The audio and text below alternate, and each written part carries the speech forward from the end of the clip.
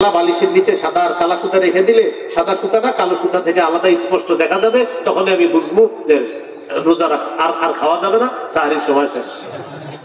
তো তিনি কি করলেন দেখেন, তিনি বলেন আবাদতু ইলা ইকালিন আসওয়াদা ওয়া ইলা ইকালিন আবিয়াদ, একটা কালো সুতা আর একটা সাদা সুতা আমি দিলাম, নেওয়ার পর ফাজালতুহুমা তাহতা বিসাদাতি, দুইটা সুতা আমি আমার বালিশের নিচে রেখে দিলাম।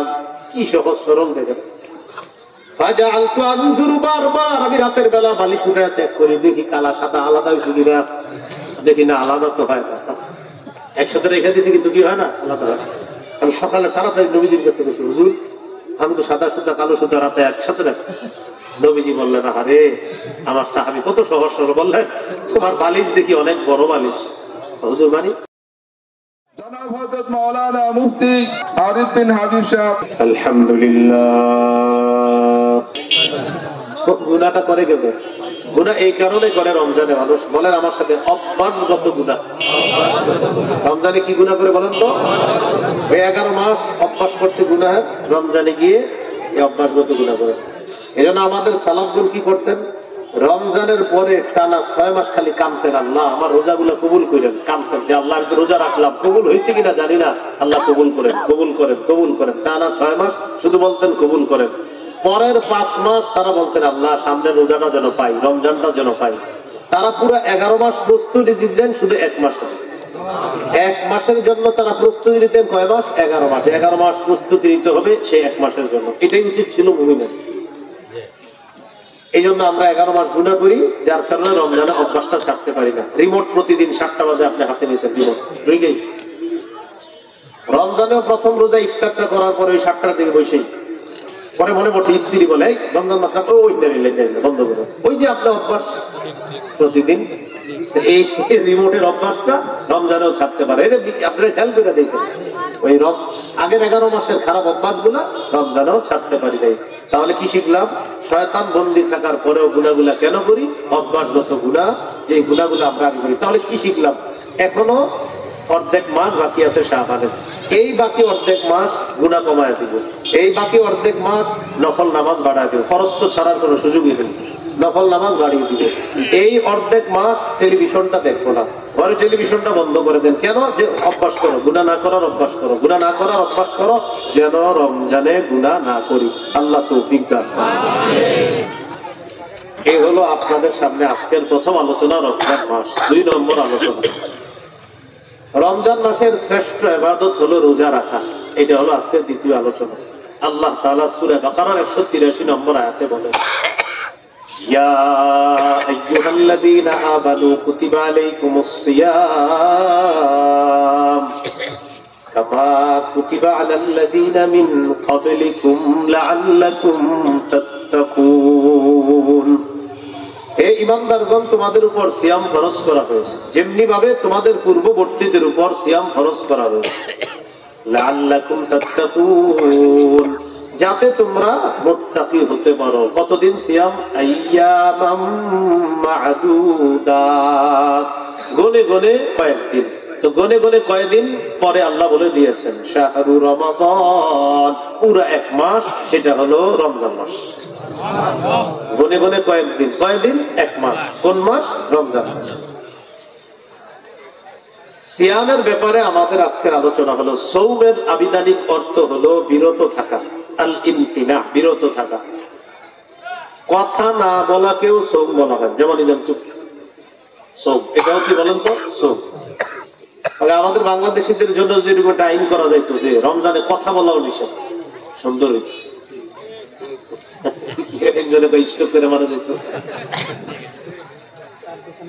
রমজানের রোজাগুলা রাইখা আমরা এই জিহ্বাটার মাধ্যমে আমাদের রোজাগুলা নষ্ট করে দিই।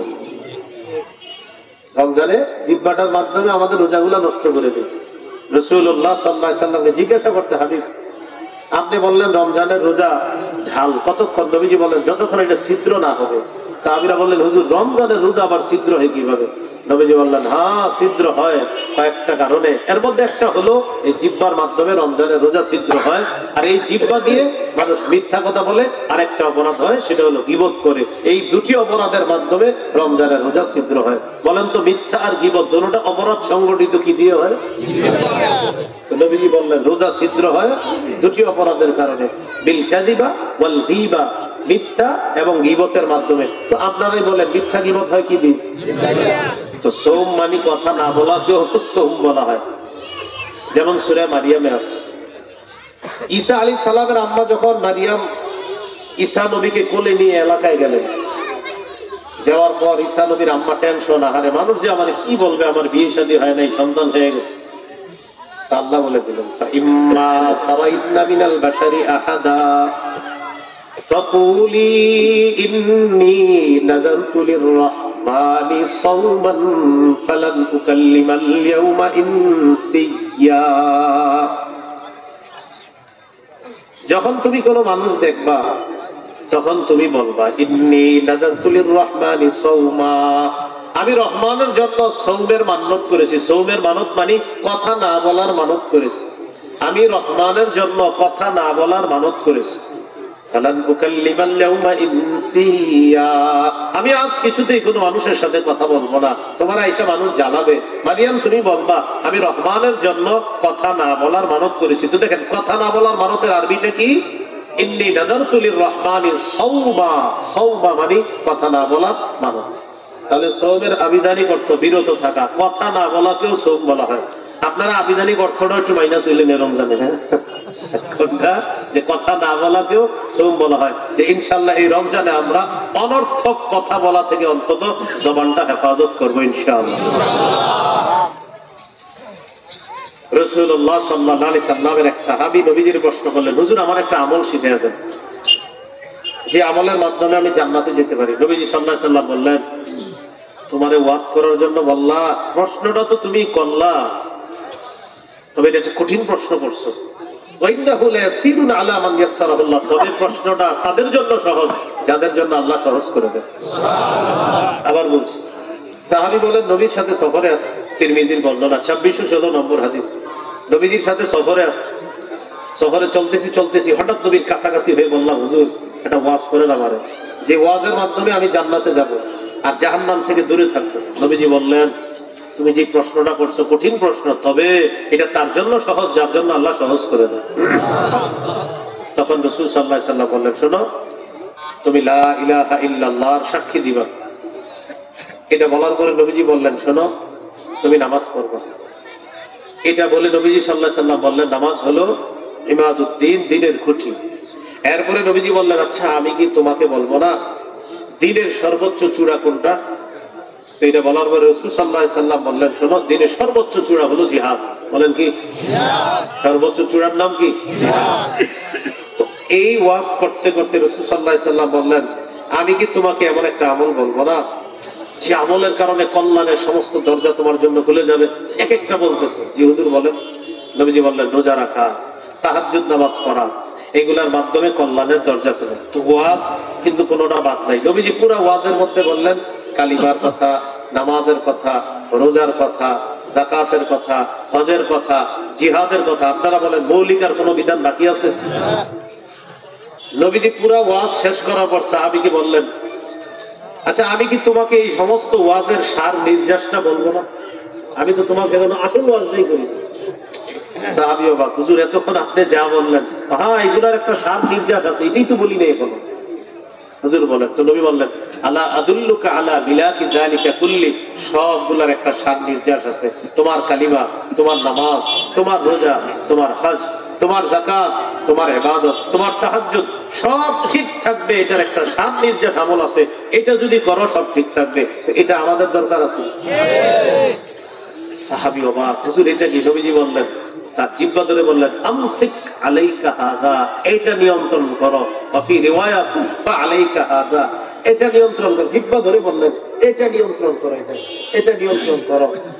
সাহাবী অবাক, হুজুর এটা নিয়ন্ত্রণ করলে সব ঠিক থাকবে? হ্যাঁ, এটা নিয়ন্ত্রণ করবা, সব ঠিক থাকবে। তখন সাহাবী বললেন, ইন্না লামুআখাযুনা বিমা নাতাকাল্লামু বিহি ইয়া রাসূলুল্লাহ, ইয়া রাসূলুল্লাহ, জিহ্বার কারণে বুঝি আমাদেরকে পাকড়াও করা হবে। নবীজি জবাব দিলেন, আল্লাকুবুন নাস ফিন্নারি আলা ওয়ুজুহিহিম আও আলা মানাখিরিহিম ইল্লা হাসাইদু আলসিনাতিহিম। বেশিরভাগ মানুষের মাথাটা নিচের দিকে দিয়ে, পা গুলা উপরের দিকে দিয়ে ধাক্কাইতে ধাক্কাইতে জাহান্নামে নিক্ষেপ করা হবে শুধুমাত্র জিহ্বার অপরাধের কারণে। বেশিরভাগ মানুষ জাহান্নামে যাবে শুধু জিহ্বার অপরাধের কারণে। কিসের অপরাধের কারণে ভাই? জিহ্বার অপরাধের কারণে বেশিরভাগ মানুষ জাহান্নামে যাবে। রাসূলুল্লাহ সাল্লাল্লাহু আলাইহি ওয়াসাল্লাম এক সাহাবীকে বললেন, সাহাবী প্রশ্ন করলেন, মান নাজাতু ইয়া রাসূলুল্লাহ, হুজুর মুক্তির উপায় কি একটু আমাদের বলেন তো। নবীজি বললেন, মুক্তির তিনটা উপায় আছে। কয়টা? মানে অনেক উপায়ের মধ্যে উল্লেখযোগ্য উপায় কয়টা? এক নম্বরে বললেন, আমসিক আলাইকা লিসানাক, জিহ্বাটা নিয়ন্ত্রণ করবা, এটা মুক্তির এক নম্বর উপায়। জিহ্বা নিয়ন্ত্রণ মুক্তির এক নম্বর উপায়। দেখেন আসলে কিন্তু জিহ্বা আমাদেরকে কঠিন বিপদে ফেলায়। আমাদের দেশে এরকম দৃষ্টান্ত আছে, জিহ্বা কঠিন বিপদে ফেলায়। জিহ্বা নিয়ন্ত্রণ করা, এটা এক নম্বর। দুই নম্বর, ওয়ালিয়াসাকা বাইতুকা, তোমার ঘর যেন তোমার জন্য প্রশস্ত হয়ে যায়। তোমার ঘর যেন তোমার জন্য প্রশস্ত। এটা দ্বারা কি উদ্দেশ্য? চাকরি বাকরি করার পর বাসায় চলে যাবেন, আড্ডাবাজি করবেন না। আপনি খালি ঘুরেন বাহিরে, কি ব্যাপার ভাই বাহিরে ঘুরেন কেন? আরে ঘরে ভালো লাগে না। নবীজি বললেন, ওয়ালিয়াসাকা বাইতুক, তোমার ঘর তোমার জন্য যেন প্রশস্ত হয়ে ঘরে থাকবে। আপনি 6টা বাজে বাসায় ঢুকার কথা, আপনার স্ত্রী আপনার 10টায় ফোন দিছে, আপনি কোথায়? আপনি তখন জবাব দিলেন, বন্ধুদের সাথে আছি। না, আপনি 6টা বাসায় ঢুকার কথা, 7টা হতে পারে সর্বোচ্চ, 10টায় যেন আপনি এখনো বাইরে। তখন এই লোকটা আস্তে আস্তে মাদকাসক্ত হয়ে যায়। এই জন্য নবী বললেন 2 নাম্বার উপায়, ওয়ালিয়াসাকা বাইতুক, তোমার ঘর যেন তোমার জন্য প্রশস্ত হয়। আপনি দেখবেন অনেক মানুষ তাল গাছের নিচে বিভিন্ন জায়গায় মোবাইলে কথা বলতেছে, যেগুলা সে তার মা বাবার সামনে পারতো না, তার স্ত্রীর সামনে পারতো না, কিন্তু বাহিরে সেই গুণাগুলা করতো। এই জন্য নবী বললেন 2 নাম্বার, তোমার ঘর যেন তোমার জন্য প্রশস্ত হয়ে যায়। আপনি দেখবেন স্ত্রী, সন্তান, মা বাবার সামনে থাকবেন, তখন আপনার গুনাহ অনেকগুলা করতে মন চাইলেও করবেন না, কারণ আপনার বাচ্চা, আপনার স্ত্রী, আপনার মা, আপনার বাবা। তাই নবী বললেন মুক্তির 2 নাম্বার উপায়, ঘরে থাকবা বেশি। আড্ডাবাজি করি আমরা, হ্যাঁ, সময় নষ্ট করি বাহিরে, এটা না করা। আপনাদের কাছে দোয়া আছে, আমি 3 জায়গা ছাড়া আমারে পাবেন না। হয়তো আপনাদের সামনে পাবেন, না হয় মাদ্রাসায় পাবেন, না হয় আমার বাসায় পাবেন, এছাড়া কোথাও পাবেন না। কোথাও না, এমনকি আমি কোথাও খানাও খাই না। হ্যাঁ, এই জন্য আমি রাসূল সাল্লাল্লাহু আলাইহি ওয়াসাল্লামের হাদিস 1 নাম্বার জবান নিয়ন্ত্রণ করা। এই জন্য জবান নিয়ন্ত্রণের জন্য আমি কোথাও গিয়ে বসি, আমার কোনো মাহফিলে বসতে দেখবে না। গাড়ি থেকে এখানে আসবো, এখান থেকে গাড়িতে যাবো, গাড়ি থেকে বাসায় চলে যাবো, কোথাও 1 মিনিট বসতে দেখবেন। এটা বলতে পারেন কেন? আমরা অনেক ভালো মানুষ না, আমি আমার জিহ্বারে হেফাজত করি, আমার দ্বারে গীবত হবে, এই কারণে আমি চুপচাপ থাকি। 1 নাম্বার জিহ্বা নিয়ন্ত্রণ করো। 2 নাম্বার, ওয়ালিয়াসাকা বাইতুক, তোমার ঘর যেন তোমার জন্য প্রশস্ত হয়। 3 নাম্বার, ওয়াবকি আলা খাতিআতি, গুনাহগুলা স্মরণ করবা, করার পর বেশি কান্নাকাটি করবা, গুনাহের স্মরণে কান্নাকাটি করবা। নবী বললেন, ও সাহাবী, 3টা কাজ তোমার জীবনে অবলম্বন করো। 1, জিহ্বাটা নিয়ন্ত্রণ করবা। 2, ঘরে থাকবা বেশি। 3, গুনাহের জন্য কান্নাকাটি করবা, ইনশাআল্লাহ মুক্তির উপায় পেয়ে যাবা। আমার নবীর 3টা কথা গেলে আপনি চিন্তা করবেন যে নবী 3টা কথা বললেন, আপনি দেখবেন চিন্তা করলে অনেক দরজা খুলে যাবে। কিভাবে? নবী বলছে জিহ্বা নিয়ন্ত্রণ করো, তো আপনি মিথ্যা কথা বলতে চাইতেছেন, নবী বলছে এই জিহ্বা না নিয়ন্ত্রণ করতে বললাম, মিথ্যা বলতে, তো মিথ্যা জাহান্নামে নেয়, বাস বললেন না। গীবত জাহান্নামে নেয়, নবী বলছে এই তোমার না বললাম জিহ্বা নিয়ন্ত্রণ করো, গীবত করতে পারবেন না। আপনি জিহ্বা নিয়ন্ত্রণ করা মানে হাজারো অপরাধ এখান থেকে আর বের করতে পারবেন। আল্লাহ আমাদেরকে বুঝার তৌফিক দান করুন। 3টা কথা মনে থাকবে, জিহ্বা নিয়ন্ত্রণ, ঘরে বেশি থাকা, কাজ থাকলে কাজে থাকা, কাজ নাই ঘরে থাকা, নামাজের সময় নামাজ পড়া, মা বাবার সময় দেওয়া, স্ত্রী সন্তানদেরকে সময় দেওয়া, আড্ডাবাজিতে ভুলেও সময় না দেওয়া। আল্লাহ আমাদেরকে হেফাজত করুন। তো আসেন মূল আলোচনায় যাই। সৌমের আবিধানিক অর্থ বলতেছিলাম, কথা না বলা। মনে আছে? সৌমের আবিধানিক অর্থ কথা না বলাকেও সৌম বলা হয়, চুপচাপ থাকাকেও সৌম বলা হয়। সৌমের পারিভাষিক অর্থ আল ইমসাক আনিল মুফাত্তিরাতিস সালাস, আত-তাআম ওয়াশ-শারাবি ওয়াল-জিমা'। মৌলিক 3টা কাজ থেকে বিরত থাকার নাম সৌম। খানা থেকে, পানি থেকে, স্ত্রী সহবাস, এই তিনটা থেকে বিরত থাকার নাম হলো সওম। এটা হলো পারিভাষিক অর্থ। রমজানের রোজা ফরজ হওয়ার 4টা ধাপ আজকে আমরা মনে রাখবো ইনশাআল্লাহ। আমি আগে প্রথমে শর্টে বলি। বলেন অভ্যাস, আদেশ, ফরজ, তবে একটু ছাড়। বলেন 4 নাম্বার, কোন ছাড় নাই। আবার অভ্যাস, আদেশ, ফরজ, একটু ছাড় ছিল। 4 নাম্বার, বলেন 4 নাম্বার, ফরজ, কোন ছাড় নাই। এই 4টি ধাপে রমজানের রোজা আল্লাহ ফরজ করছে। সুবহানাল্লাহ। প্রথম হলো অভ্যাস করিয়েছে। তিরমিজির হাদিস 761 নম্বর হাদিস। এই হাদিসের বর্ণনাকারী আবু যর গিফারী রাদিয়াল্লাহু তাআলা। এই হাদিসটি বর্ণনা করেছেন যিনি, তার নাম হলো তালহা। তিনি বর্ণনা করেছেন আবু যর গিফারী রাদিয়াল্লাহু তাআলা আনহু। আবু যর গিফারী রাদিয়াল্লাহু তাআলা আনহু তিনি বলেন, আমি রাসূলুল্লাহ সাল্লাল্লাহু আলাইহি সাল্লামকে বলতে শুনেছি, নবী আমাকে বলেছেন, ইয়া আবা যাররিন, ও আবু যর, ইযা সুমতা ফি কুল্লি শাহরিন সালাসাতা আইয়াম, তুমি যদি প্রতি মাসে 3টি রোজা রাখতে চাও, ফাসুম সাল, কি বলছে, যদি চাও, মানে আবশ্যক না, যদি চাও, যদি মন চায় তোমার, ফাসুম সালাসা আশরাতা ওয়া আরবাআ আশরাতা ওয়া খামসা আশরা, তাহলে তুমি 13, 14, 15 রাখতে পারো, ঐচ্ছিক। আবু যর, তুমি যদি চাও যে মাসে 3টা রোজা রাখবা, তো আমি নবীর পরামর্শ হলো তুমি 13, 14, 15 এই 3টা রোজা রাখো। অভ্যাস, সাহাবীদেরকে অভ্যাস করাইতেছে, এটা রাখো, অভ্যাস। এলো প্রথম ধাপ রোজা। এবার দ্বিতীয় ধাপ, সহিহ বুখারীর বর্ণনা 2002 নম্বর হাদিস। দ্বিতীয় ধাপ বলেছিলাম আদেশ, প্রথমটা হলো অভ্যাস, দ্বিতীয় ধাপ এটা রাখো, আদেশ। মুহররমের 10 তারিখের রোজা। ভাই কোন মাস? কত তারিখ? 10 তারিখের রোজা। আয়েশা সিদ্দিকা রাদিয়াল্লাহু তাআলা আনহার বর্ণনা, তিনি বলেন, কানা ইয়াউমু আশুরা তাসুমুহু কুরাইশুন ফিল জাহিলিয়্যা ওয়া কানা রাসূলুল্লাহ সাল্লাল্লাহু আলাইহি ওয়াসাল্লাম ইয়াসুমু। আশুরার দিনে রাসূল সাল্লাল্লাহু আলাইহি ওয়াসাল্লাম রোজা রাখতেন। আবার কুরাইশ কাফের যারা জাহিলি যুগে, তারাও রোজা রাখত। কবে? আশুরার দিনে। মুহররমের 10 তারিখে মক্কার কাফের জাহেলি যুগের মধ্যে তারাও, কুরাইশরাও রোজা রাখতো, আমাদের নবীও রোজা রাখতো। ফালাম্মা কদিমাল মদিনা, নবীজি যখন মদিনায় আসলেন, আসার পর দেখে ইহুদিরা মুহররমের 10 তারিখে রোজা রাখত।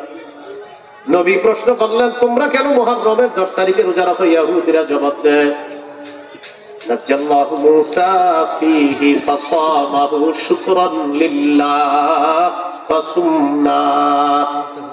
মুহররমের 10 তারিখে মুসা নবীকে আল্লাহ তাআলা নাজাত দিয়েছেন ফেরাউনের বাহিনী থেকে।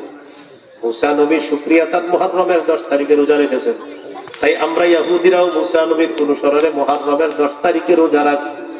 নবীজি বললেন, মুসা নবীর মহব্বতের দাবিদার তোমরা বেশি না, তোমাদের চাইতে আমি মুসা নবীকে বেশি মহব্বত করি। আমার সাহাবীরা, মুসলমানরা মুসা নবীকে বেশি মহব্বত করে। নবীজি আর পর আগে কিন্তু রাখতেন, নবী নিজেও রাখতেন মুহররমের 10 তারিখে রোজা। কখন? ওই জাহিলি যুগে মক্কায় যখন ছিলেন নবী। মদিনা আসার পর দেখলেন তারা রাখে। এবার আল্লাহ নবী গুরুত্ব দিয়ে মুহররমের 10 তারিখে রোজা রাখলেন। ওয়া আমারা বিসিয়ামিহি, সাহাবীদেরকে আদেশ করলেন, তোমরাও মুহররমের 10 তারিখে রোজা রাখো। এবার আদেশ, মুহররমের 10 তারিখে রোজাটা আদেশ। তাহলে প্রথমে হলো অভ্যাস, 2 নাম্বার আদেশ, এটা রাখো। ফালাম্মা ফুরিদা রমাদান, যখন রমজানের রোজা ফরজ হলো, তারাকা ইয়াউমা আশুরা, মুহররমের 10 তারিখের রোজার বিধানটা আল্লাহ রাসূল সাল্লাল্লাহু আলাইহি সাল্লাম শিথিল করে দিলেন। নবী ঘোষণা করে দিলেন, ফামান শাআ সামা ওয়া মান শাআ তারাকা। এই শোনো, এতদিন তোমরা মুহররমের 10 তারিখে রোজা রাখা আমি নবী হুকুম করেছিলাম, এখন থেকে ঐচ্ছিক। মন চাইলে তোমরা মুহররমের 10 তারিখে রোজা রাখবা, মন না চাইলে রাখবা না, কারণ এখন রমজানের রোজা ফরজ হয়ে গেছে। তাহলে 10 তারিখের রোজাটা ছিল আদেশ। এই হুকুমটা শিথিল হলো কখন? রমজানের রোজা যখন ফরজ হলো। তাহলে 2 নাম্বার ধাপ আদেশ ছিল, আদেশটা কিভাবে শিথিল হলো? রমজানের রোজা ফরজ হওয়ার পর। এবার 3 নাম্বার ধাপ, রোজা ফরজ। রোজা ফরজ বলছিলাম, রোজা ফরজ তবে একটু ছাড় ছিল। রোজা ফরজ তবে কি ছিল? ধনীদের জন্য। কাদের জন্য? মানে ধনী মানুষরা না রাখা টাকা দিয়ে দিলে হবে, এরকম আল্লাহ বলছে না। আল্লাহ তাআলা বলেন, ইয়া আইয়ুহাল্লাযীনা আমানু কুতিবা আলাইকুমুস সিয়াম, হে ঈমানদারগণ, তোমাদের উপর রমজানের রোজা ফরজ করা হয়েছে। কামা কুতিবা আলাল্লাযীনা মিন ক্বাবলিকুম, যেমনি ভাবে তোমাদের পূর্ববর্তীদের উপর ফরজ করা হয়েছে। লাআল্লাকুম তাত্তাকুন, যাতে তোমরা মুত্তাকি হতে পারো। ফরজ হয়ে গেল রোজা। একটু পরে আল্লাহ বলেন, ওয়া আলাল্লাযীনা ইউতীকুনাহু ফিদিয়াতুন তাআমু মিসকিন, যারা সামর্থ্যবান, যাদের টাকা পয়সা আছে, তারা রোজা না রেখে চাইলে তারা ফিদিয়া দিয়ে দিতে পারবে। একজন মিসকিনকে খাওয়াইয়া দিবে একটা রোজার বিনিময়ে। এ ভাই, এই হুকুম কিন্তু এখন আর নাই। আবার বলছি, 3 নাম্বার বিধানটা ছিল রমজানের রোজা ফরজ, তবে ধনী মানুষ যারা ছিল তারা না রেখে একটা রোজার বিনিময়ে একজন মিসকিনকে খাওয়ানোর অনুমতি ছিল। এটা হলো 3 নাম্বার বিধান। রোজা ফরজ, তবে ধনীদের জন্য একটু ছাড় ছিল। এবার 4 নাম্বার বলেন, ধনী গরিব সবার জন্য রোজা ফরজ, ওজর ছাড়া। ধনী গরিব কেউ রোজা ভাঙতে পারবে না। এটা হলো 4 নাম্বার। 4 নাম্বার আর কোন শিথিল নাই, শুধু ওজর। ওজর কি? অসুস্থ হয়ে গেছে আপনি, এমন অসুস্থ যে অসুস্থতার কারণে রোজা রাখতে পারবেন না, এটা অন্য মাসালা। অসুস্থতার মাসালা তো সবসময়ের জন্য। অথবা সফরের মধ্যে আছেন, তাহলে 3 নাম্বারটা ছিল রোজা ফরজ, ধনীদের জন্য একটু শিথিল। 4 নাম্বার রোজা ফরজ, ধনী গরিব কারোর জন্য আর শিথিল না, সবার জন্য ফরজ। আল্লাহ তাআলা বলেন, ফামান শাহিদা মিনকুমুশ শাহরা ফালইয়াসুমহু, তোমাদের মধ্যে যেই ব্যক্তি রমজানে উপস্থিত হবে, রমজান মাস পাবে, ফালইয়াসুমহু, সে যেন রোজা রাখে। বাস, এই আয়াতে ধনী গরিব কোনো পার্থক্য করে নাই, সবাই রোজা রাখতে হবে। এরপরে আল্লাহ বলেন, মান কানা মারিদান আও আলা সাফার, কোন ব্যক্তি যদি অসুস্থ হয় অথবা সফরের মধ্যে থাকে, ফাইদ্দাতুম মিন আইয়ামিন উখার, সে গুনে গুনে রেখে দিবে কয়টা রোজা অসুস্থতার কারণে রাখতে পারে নাই, পরবর্তীতে এই রোজাগুলা আদায় করে দিবে। পরবর্তীতে এই রোজাগুলা কি করে দিবে? আদায়। এখন একটা মাসালা, আমাদের মা বোনরা আল্লাহ প্রদত্ত একটা অসুস্থতার সম্মুখীন হয়। আল্লাহ প্রদত্ত একটা অসুস্থতার সম্মুখীন হয়। এই অসুস্থতার কারণেও তারা রোজা রাখতে পারে না রমজানে।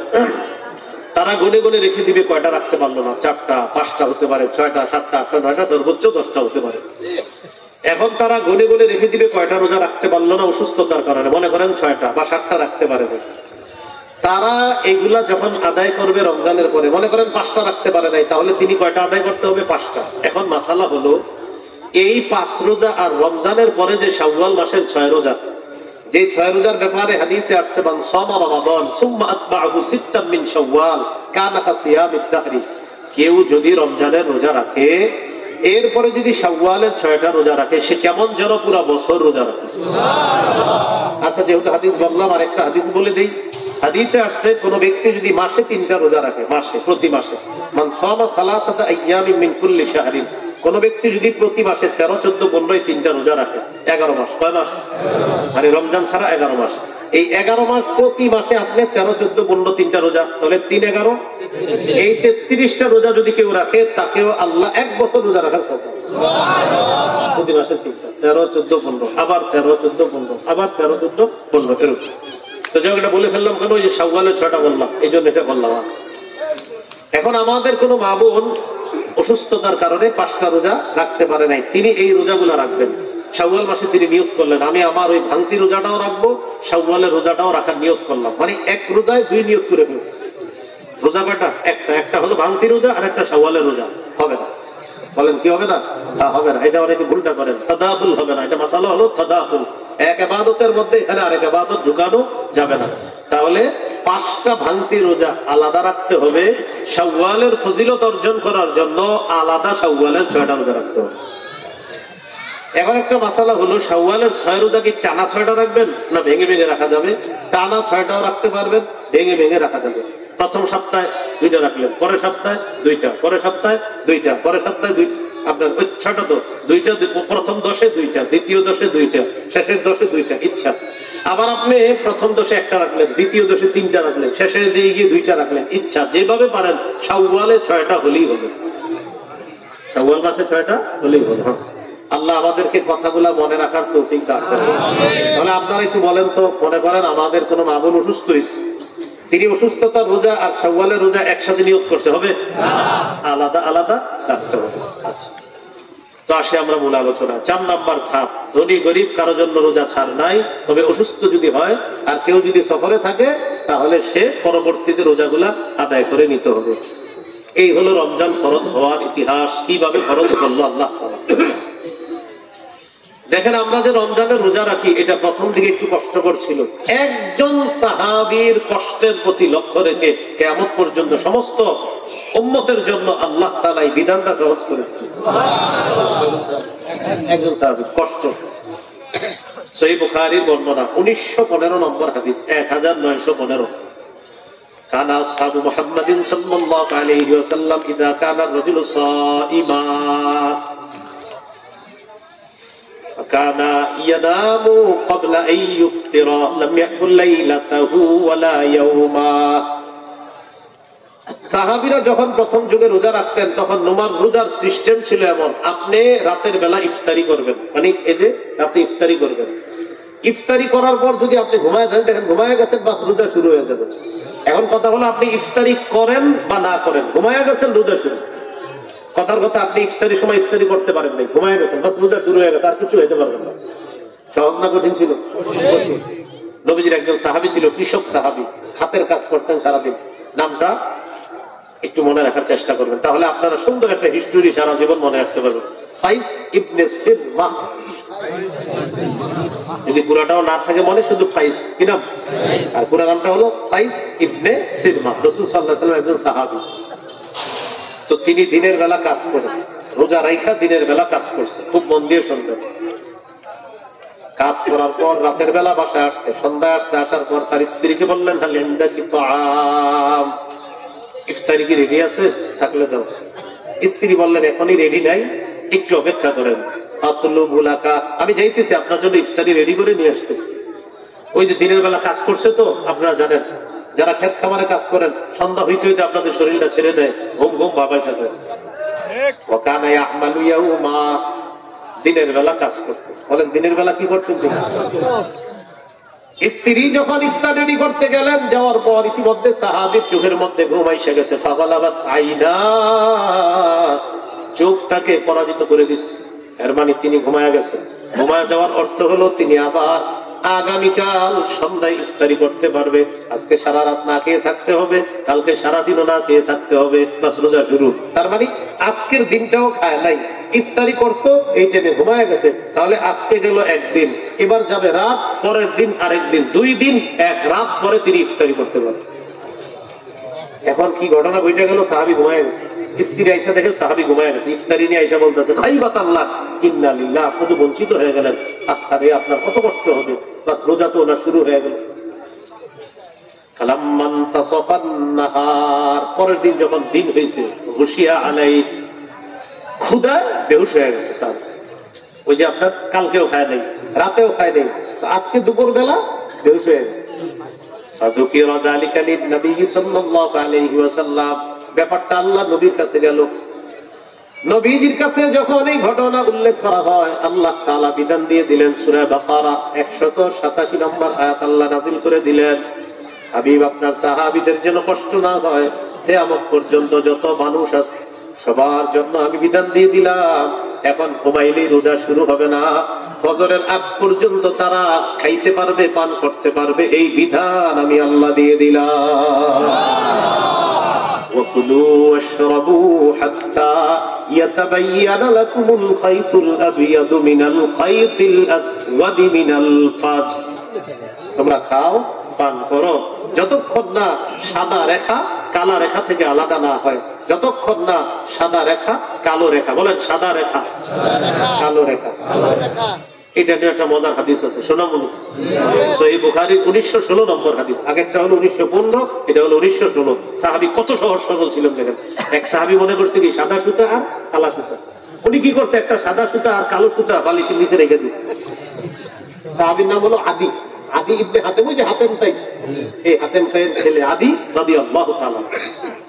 তিনি কি করলেন, তিনি বলেন, যখন এই আয়াত নাযিল হয়েছে, আমি মনে করছি কি রাতের বেলা বালিশের নিচে সাদা আর কালা সুতা রেখে দিলে সাদা সুতাটা কালো সুতা থেকে আলাদা স্পষ্ট দেখা যাবে, তখন আমি বুঝবো যে রোজা আর খাওয়া যাবে না, সাহারির সময় শেষ। তো তিনি কি করলেন দেখেন, তিনি বলেন, আবাদতু ইলা ইকালিন আসওয়াদা ওয়া ইলা ইকালিন আবিয়াদ, একটা কালো সুতা আর একটা সাদা সুতা আমি দিলাম, নেওয়ার পর ফাজআলতুহুমা তাহতা বিসাদাতি, দুইটা সুতা আমি আমার বালিশের নিচে রেখে দিলাম। কি সহজ সরল দেখেন। ফাজআলতু আনজুরু, বারবার আমি রাতের বেলা বালিশ উঠে চেক করি, দেখি কালা সাদা আলাদা হয়েছে কিনা, দেখি না আলাদা তো হয় না, একসাথে রেখে দিয়েছি কিন্তু কি হয় না, আলাদা হয়। আমি সকালে তাড়াতাড়ি নবীজির কাছে গেছি, হুজুর আমি তো সাদা সুতা কালো সুতা রাতে একসাথে রাখছি। নবীজি বললেন, আরে আমার সাহাবী কত সহজ সরল, বললেন তোমার বালিশ দেখি অনেক বড় বালিশ। হুজুর মানে ওই বালুরা দুনিয়া রাখতে পারবো তুমি? কারণ এটা তো আল্লাহ বুঝাইছে পুরো দুনিয়া, মানে আপনার দিন হবে রাত হবে, তো দিন রাত পুরো দুনিয়াতে না। তো নবীজি বলেন, হ্যাঁ, সাদা রেখা মানে হলো তোমার দিনের শুভ্রতা, কালো রেখা মানে রাতের অন্ধকার। যতক্ষণ না দিনের আলোটা স্পষ্ট না হবে, অর্থাৎ সুবহে সাদেক এর আগ পর্যন্ত, এর আগে একটা অংশ, এটাকে বলা হয় সুবহে কাযেব। এই সুবহে কাযেব যতক্ষণ থাকবে এটা কালো অংশ, সুবহে সাদেক এটা মানে সাদা অংশ। এর মানে হলো ফজরের সময়ের শুরু এর আগ পর্যন্ত তোমরা খেতে পারবা, এটা আল্লাহ বুঝাইছে। ও সাহাবী, সাদা সুতা কালো সুতা আল্লাহ বুঝায় নাই, আল্লাহ বুঝাইছে দিন আর রাতের পার্থক্য বুঝাইছে। তাহলে বিধানটা কি এখন কষ্ট না এখন সহজ হয়ে গেল? এখন রাতে আপনি ঘুমায় গেল, রোজা শেষে দিয়েছি, আপনি রাতে ঘুমাইলেন, 3টা 4টা উঠলেন, উইঠা আপনি এই বছর মনে হয় আপনার একটু বড় হবে না, এই বছর একটু বড় হবে গত বছর চেয়ে, আগামী বছর আল্লাহ বাঁচায় রাখলে আরো বড় হবে না। তো আপনি এই বছর মনে হয় 4টা মধ্যে মনে খেতে পারবেন ইনশাল্লাহ, 4টা, হ্যাঁ 4টা 5টা 6 তাহলে তো পারবে, পারাই যাবে। তো 4টার পরেও ইনশাল্লাহ খাওয়া যাবে আপনার। তো এই বছর রাত মোটামুটি একটু বড় হবে, তো আল্লাহ তাআলা দেখেন আস্তে আস্তে সহজ করে দিবে। তো আমরা মুসলমান যারা আছি, আমাদের বিষয়টা হলো আল্লাহ যদি দিন বড় রাখেন তাও আমরা রোজা রাখবো, আল্লাহ দিন ছোট করলে তাও রোজা রাখবো। বিষয়টা হলো আমার রবের বিধান, এখানে দিন ছোট বড় বিষয় না, রব বলছে রোজা রাখবো। আল্লাহ তৌফিক দান করুন। তাহলে এই হলো আপনার প্রথম দিকের রোজা। আর এখন আমরা যে রোজা রাখি এই বিধানটা আসছে সূরা বাকারা 187 নম্বর আয়াত। এর পরের আলোচনা হলো রমজান মাস শুরু হয়ে গেল, রাতের বেলা তারাবির নামাজ পড়বেন। কোন নামাজ পড়বেন? তারাবির নামাজ। রাতে তারাবি সাহাবায়ে কেরামের ঐক্যমত হলো, ইজমা হলো 20 রাকাত তারাবির সালাত আদায় করা।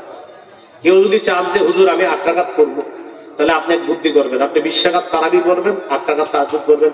কেউ যদি আপনার জিজ্ঞাসা ভাই কত পড়ছেন, 20 বলবেন, হ্যাঁ। 8 পড়েন না বলবেন হেডেও পড়ছেন। যদি বলে 8 পড়ছেন, জি পড়ছি। 20 পড়ছেন, জি পড়ছি। ভাই আপনি কি বলবেন? আমি ঝগড়ার মধ্যে নেই, এটা না। যদি বলে 20 পড়ছেন, জি, 8 জি, তো আপনি পড়েন নাই কোনটা, বলবেন ঝগড়াটা করি। আপনার সাথে চাইবে ঝগড়ার জন্য, এই জন্য আপনারা বুদ্ধি করবেন, 20 পড়বেন, একটু পরে আবার 8 টাকা তাহাজ্জুদ করবেন। আপনারা যদি বলে 8 কেন বললেন, বলবেন নবী সারা বছর 8 পড়তেন, এই জন্য 8 করলাম। সারা বছর পড়তে না, সারা বছর রাসূল 8 টাকা পড়তেন। কোন বছর? একদম সারা বছর কত রাকাত পড়তেন? তাহলে 8-এর সম্পর্কে কি রমজানের সাথে না বছরের সাথে? রমজানের সাথে না প্রতি রাতের সাথে? বুঝে বলবেন, 8-এর সম্পর্ক কি শুধু রমজানের সাথে না প্রতি রাতের সাথে? তো প্রতি রাত কি শুধু রমজানে না প্রত্যেক দিনই? তো যদি রমজান মাসে আপনাকে বলে কেউ যে 8 পড়ছেন, জি পড়ছি। 20ও পড়ছেন, জি পড়ছি। দুটোটাই পড়ছেন, আর দুটোটাই পড়ছেন। এরপর যদি আপনাকে বলে আরে ভাই 20ও পড়ছেন, হ্যাঁ পড়ছি তো। 8ও পড়ছেন, জি 8ও পড়ছি। পড়েন নাই কোনটা? ঝগড়া, এটা পড়ি। রমজানে আপনারা আগে বলছি জিহ্বা নিয়ন্ত্রণ, ঝগড়ার সুযোগ নেই। আল্লাহ বুঝার তৌফিক দান করুন। রাসূলুল্লাহ সাল্লাল্লাহু আলাইহি ওয়াসাল্লাম বলেন, তোমাদের কেউ যখন রোজা রাখবা তখন ফালা ইয়ারফুস, অশ্লীল কথা বলবা না, অশ্লীল কাজ করবা না। ফাইন সাবাহু আহাদুন, তোমাদের সাথে কেউ ঝগড়া করতে আসলে তুমি বলবা ভাই ইন্নামরুন সাইম, আমি রোজাদার, ঝগড়া করার সুযোগ নেই আমার। কিছু মানুষ আছে রমজান মাসে দেখবেন এক ভাই মসজিদে বসে কোরআন তেলাওয়াত করতেছে, উনি নিয়ত করছে আমি 3 বার বলবো, আরেকজন পিছন দিয়ে গিয়ে বসে বসে করেন সালাম আলাইকুম, কি অবস্থা? ভালো। আচ্ছা আপনার কি দরকার আছে এখন গিয়ে সালাম দাও? উনি না তেলাওয়াত করতেছে, তো তেলাওয়াতরত অবস্থায় গিয়ে বলতেছে ভাই একটু কথা আছে, একটু বেচারা বলছে একটু ওয়েট করেন। এক পারা বইরা কোরআন বন্ধ করছে, উদ্দেশ্য ছিল কয় পারা করবো, হলো কয় পারা, এখন কোরআন বন্ধ করছে। বন্ধ করার পর তিনি বলতেছে তো কি অবস্থা? আলহামদুলিল্লাহ। তারাবি পড়ছেন? পড়িত। রোজা রাখতেছেন? হ্যাঁ রাখি। তো কয় রাকাত পড়ছেন? তো কোরআন পড়তেছে ঠিকঠাক মতো? হ্যাঁ। আচ্ছা কেমনে পড়ছেন তারাবি? কোন মসজিদে? মানে এইটা বলতে বলতে বলতে বলতে আসরের আযান চলে গেছে। ওই যে 3 পারা পড়ার নিয়ত ছিল, কারণ রমজান মাসে ইবলিস কিন্তু বন্দী থাকে। ইবলিস দায়িত্বগুলো ইতিমধ্যে বুঝিয়ে দিচ্ছে অনেককে যে আমি কিন্তু থাকবো না, তোমরা এগুলা পালন করবা, যেভাবে হোক এগুলা পালন করবা। এই ভাই আমি আপনাদের হাতে পায়ে ধরে বলি, রমজানে কোনো মুসলমানদের ডিস্টার্ব করে না, উনি ওনার ইবাদত করতে দেন। একদিন কারো কেউ যদি কথা বলতে আসে আপনার সাথে বলবেন, যদি বলে ভাই একটু কথা বলবো, বলবেন সুবহানাল্লাহ বলো, বলো বলবেন এটাও বলা, আরে ভাই এটা তো বলা, কি বলা, বলবেন এই যে সুবহানাল্লাহ বলা। আবার যদি ভাই একটু কথা বলবো, আল্লাহু আকবার বলো। রমজানে যদি কথা বলতে বলছে, আপনি যদি বলেন আমার খালি মুখ কিলবিল করে পড়বেন, সুবহানাল্লাহ, আলহামদুলিল্লাহ, লা ইলাহা ইল্লাল্লাহ, আল্লাহু আকবার। এরপরে আপনার মুখ বন্ধ হইতে চায় না, কোরআন তেলাওয়াত করতে। এরপরে আপনার কিছু বলতে মন চায়, আপনি ঘুমায় থাকেন, কি করে থাকবেন? এটা দিয়ে নষ্ট করেন না রমজান। আল্লাহ বুঝার তৌফিক দান করুন। রাতের বেলা তারাবি করলেন, প্রথম রাত শেষ হয়ে গেল, আগে সাহরি খাবেন। নতুন করে কেউ এরকম পিসাব হওয়ার চেষ্টা করেন না যে ইচ্ছা করে সাহরি না খায় পরের দিন দেখাইবেন মানুষে, বেটা সাহরি খায় রোজা রাখছো? হ্যাঁ আমি না খায় রোজা রাখছি। কি বুঝে আপনারা না খাইতে? সহিহ বুখারীতে আছে, আমার সাথে বলেন, বলেন সাহরি খাওয়া আমাদের নবীজির অভ্যাস, সাহাবায়ে কেরামের অভ্যাস। অতএব আমরা সাহরি খাবো, কারণ আমাদের হাবিব সাহরি খেয়েছেন, সাহাবায়ে কেরাম সাহরি খেয়েছেন। আমি পণ্ডিতি করবো না, মানে উনি না খায়া বোঝায় যে আমি না খায়া রোজা রাখছি। কে বলছে আপনাদের? নবী বলছে সাহরি খাইতে হয়। قال رسول الله صلى الله عليه وسلم عجلوا الإفطار وأخروا السحور। ইফতারি তাড়াতাড়ি করবা, সাহরি দেরি করে করবা। ইফতারি তাড়াতাড়ি করবা আর সাহরিটা একটু দেরি। দেরি কেন করবেন? দেরিটা এই কারণে করবেন যেন আপনার শক্তি সঞ্চয় থাকে, এই জন্য একটু দেরি করে সাহরি খাবেন। তো একটু আগে আগে যদি উঠেন, 4 রাকাত 8 রাকাত তাহাজ্জুদ পড়ার চেষ্টা করেন। ভাই জীবনে কত সময় নষ্ট করছেন, এই রমজানে একটু নিয়ত করে ফেলেন যে আমি প্রতিদিন কমপক্ষে 8 রাকাত তাহাজ্জুদ করব, না পারলে 6 রাকাত, না পারলে 4 রাকাত, না পারলে 2 রাকাত, 2 যেন মিস না হয় একদিনও। আল্লাহ তৌফিক দান করুন। এই হলো সাহরি খাবেন। সহিহ বুখারীর বর্ণনা 1921 নম্বর হাদিস, এই হাদিসের মধ্যে আছে عن زيد بن ثابت رضي الله تعالى عنه تسحبنا مع النبي صلى الله عليه وسلم। যায়েদ ইবনে সাবিত রাদিয়াল্লাহু তাআলা আনহুর বর্ণনা, তিনি বলেন আমরা রাসূলুল্লাহ সাল্লাল্লাহু আলাইহি সাল্লামের সাথে সাহরি খেয়েছি।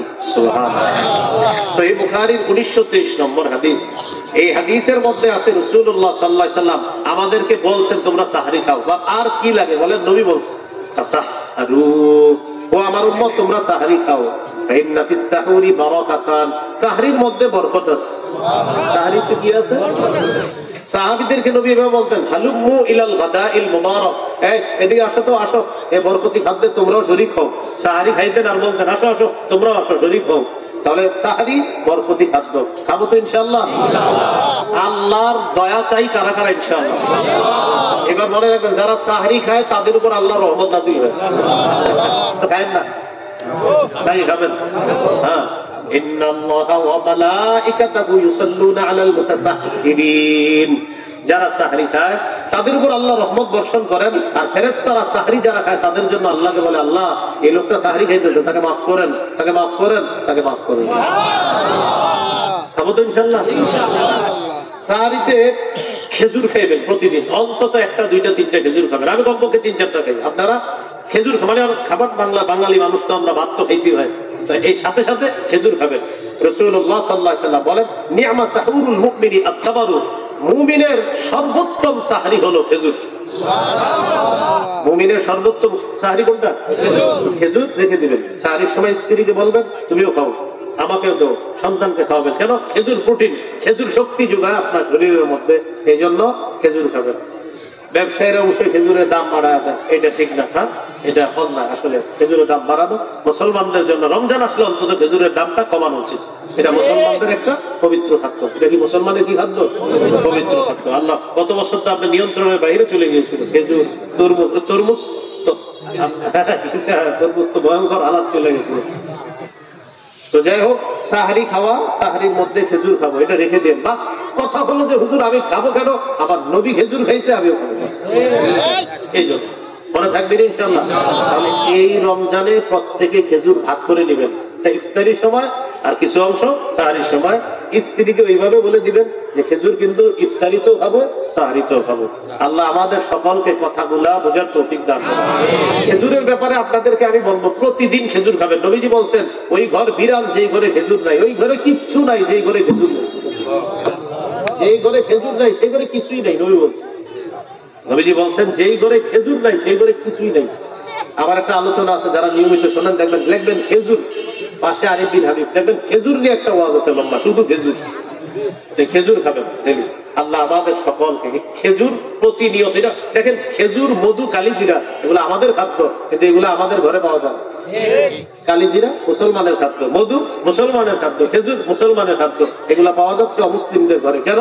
তারা বুঝতেছে যে এটার মধ্যে ঠিক আছে, অথচ নবীর হাদিসটা বোঝা উচিত ছিল বেশি আমাদের। আল্লাহ আমাদেরকে বোঝার তৌফিক দান করুন। এই হলো সাহারি খাওয়া। এরপরে রোজা রাখা শুরু করলেন পরের দিন, সুম্মা আতিম্মুস সিয়ামা ইলাল লাইল, রাত পর্যন্ত রোজা রাখবেন, সন্ধ্যা পর্যন্ত রোজা রাখবেন। ইফতারির সময় দোয়া করবেন। ইফতারির সময় কি করবেন? দোয়া করবেন। তিরমিজির বর্ণনা 3598 নম্বর হাদিস, রাসূলুল্লাহ সাল্লাল্লাহু আলাইহি সাল্লাম বলেন, সালাসাতুন লা তুরাদ্দু দাওয়াতুহুম, তিন ব্যক্তির দোয়া ফিরিয়ে দেওয়া হয় না। এক নাম্বার আস-সাইম হাত্তা ইফতিরা, রোজাদার যখন ইফতার সামনে নিয়ে দোয়া করে তার দোয়া ফিরিয়ে দেওয়া হয় না। দুই নাম্বার আল ইমামুল আদিল, ন্যায়পরায়ণ শাসকের দোয়া ফিরিয়ে দেওয়া হয় না। তিন নাম্বার ওয়া দাওয়াতুল মাজলুম, মাজলুমের দোয়া ফিরিয়ে দেওয়া হয় না। ইয়ারফাউল্লাহু ফাওকাল গামাম, মাজলুমের দোয়া আল্লাহ আসমানে মেঘের উপরে উঠায় দেয়। আল্লাহ তাআলা বলেন, ও মাজলুম, ওয়াইজ্জাতি লানসুরান্নাকা ওয়ালাউ বা'দা হিন, মাজলুম আমার ইজ্জতের শপথ, আমি বিলম্বে হলেও তোমাকে সাহায্য করব। এই তিন ব্যক্তির দোয়া আল্লাহ ফিরিয়ে দেন না। তো এর মধ্যে একজন হলো কে? রোজাদার। রোজাদারের দোয়া এটা ফিরিয়ে দেওয়া হয় না। তাহলে ইফতারের সময় কি করবো? ইনশাআল্লাহ দোয়া করবো। আমরা করবো তো ইনশাআল্লাহ। গুরুত্বপূর্ণ কথা, ইফতারির পর মাগরিবটা জামাতে পড়বেন। আপনি কিভাবে মাগরিবে জামাতে আসেন, আবার আসলেও দেখবেন 2 রাকাত পাবেন, 1 রাকাত পাবেন। ওই যে কিছু খাই আমরা রমজান, তো এটা একটু নামাজের পরে খান, ঠিক আছে? রমজান একটু মজা লাগে ওইটা খাইতে, তো আপনি ওইটা পরে খান। আপনি কি করবেন? নামাজের আগে কয়েকটা খেজুর খাবেন, মানে প্রোটিন জাতীয় জিনিসগুলো খাবেন, একটু পানি খাইলেন, শরবত খাইলেন, অথবা আলুর চপ, বেগুনি যেগুলো খান, একটু 1টা 2টা খেয়ে খেয়ে মসজিদে চলে যান। বাস কথা হলো, আরে আমার রবের এক কাজ করতে গিয়ে আরেক কাজ আমি এটাকে শিথিল করবো না। রোজা রাখা গুরুত্বপূর্ণ ইবাদত, আমার রবের আরো গুরুত্বপূর্ণ ইবাদত মাগরিবের নামাজ পড়া। আমি রোজা রাখলাম রবের জন্য, আমার নামাজ পড়তে হবে রবের জন্য। তো ফ্যামিলিগত ভাবে যেগুলো খান আপনারা, এটা একটু পরে বানায় খান, কিন্তু আপনি যদি চান না আমি আগেই খাবো, তাহলে আপনি ইনশাআল্লাহ আগেই ওই 10 মিনিটের মধ্যে কমপ্লিট করতে হবে, করে আপনি নামাজে যাবেন তো ইনশাআল্লাহ। ভাই এটা কিন্তু করেন, আপনাদের হাতে পায়ে ধরে বলছি, ইফতারির কারণে মাগরিবের জামাতটা আপনারা ছেড়ে দিয়ে না, মাগরিবের জামাতে শরীক হওয়ার চেষ্টা করবেন। আল্লাহ তৌফিক দান করেন। আল্লাহ আমাদের সকলকে রমজানের ব্যাপারে যে কথাগুলো বলা হলো, কথাগুলো যেন আমরা মনে রাখতে পারি, আল্লাহ তৌফিক দান করেন। আগামীকাল রাতের ব্যাপারটা, এইখানে কোনো বাড়াবাড়ির প্রয়োজন নাই, নিজস্ব ইবাদত করবেন, পার্সোনাল ইবাদত করবেন। হাদিসে আসছে, ইয়াগফিরুল্লাহু লিকুল্লি, প্রত্যেককে আল্লাহ মাফ করে দেয়, 2 জন ছাড়া। মুশরিককে আল্লাহ মাফ করে না, বিদ্বেষ পোষণকারীকে আল্লাহ মাফ করে না, ভাই ভাই বিদ্বেষ তাকে আল্লাহ মাফ করে না। এজন্য আগামীরা কালকে রাতের আগেই ভাই ভাই মিলে যান, 2 জন 2 জনের সাথে মুআনাফা করেন, আল্লাহ কিন্তু মাফ করবে না। 2 ভাই 2 জনের শত্রু, কিন্তু খালি ইবাদত করতেছেন, মাফ করবে না।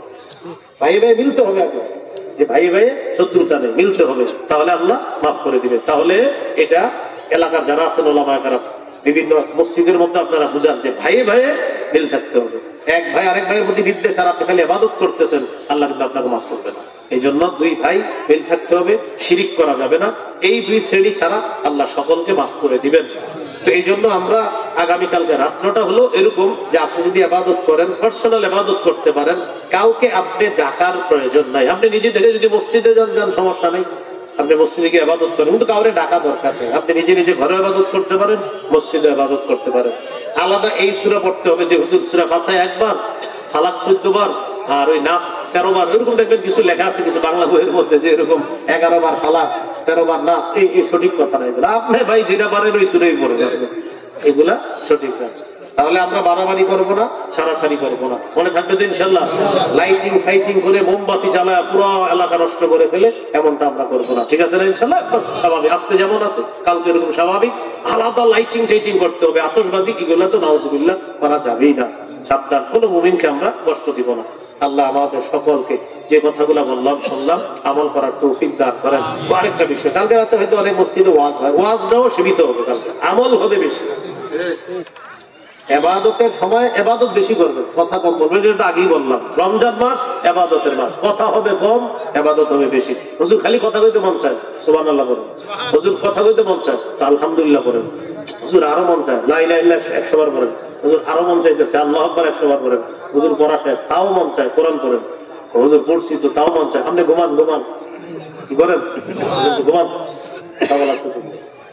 আল্লাহ আমাদের সকলকে যেই কথাগুলা বললাম রমজানের পূর্ণ হকটা যেন আদায় করতে পারে, সবচেয়ে গুরুত্বপূর্ণ। আজকে থেকে প্রস্তুতি নেন, আমি গুনাহ করব না, আমি নফল নামাজ বেশি করব, আমি কারো গীবত করব না, আমি মিথ্যা কথা বলবো না, তাহলে রমজানের বিষয়গুলো আমাদের জন্য সহজ হয়ে যাবে। সুবহানাল্লাহি ওয়া বিহামদিহি, সুবহানাকাল্লাহুম্মা ওয়া বিহামদিকা, আশহাদু আল লা ইলাহা ইল্লা আনতা, আস্তাগফিরুকা ওয়া আতুবু ইলাইক। আচ্ছা, একটা ঘোষণা, আমার একটা সংকলন আছে মিম্বরের আমানত 1 থেকে 8 খণ্ড। প্রথম খণ্ড সন্তানের 64টা অধিকার। এটা যারা নিবেন তাদের প্রতি আমার সবসময় একটা কথা থাকে, প্রথম খণ্ডটা জামাই বউ দুজন মুখস্থ করে ফেলবে। সন্তানের 64টা অধিকার 5টা মুখস্থ করে একজন আরেকজনের শোনাইবেন, এফসানা ছাত্রদের মতো। 64টা অধিকার প্রথম খণ্ডে। দ্বিতীয় খণ্ডে শিরিক বেদাত কুফর তাওহীদ। তৃতীয় খণ্ডে হালাল হারাম। চতুর্থ খণ্ডে স্বামী স্ত্রীর অধিকার।